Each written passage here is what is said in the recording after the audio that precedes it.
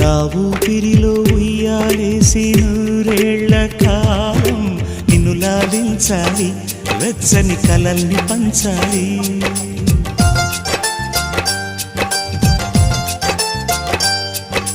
నీ స్నేహంలో స్నానం చేసి నా కన్ని దేహం ధరించిపోవాలి, తీయని స్వరాలు పాడాలి.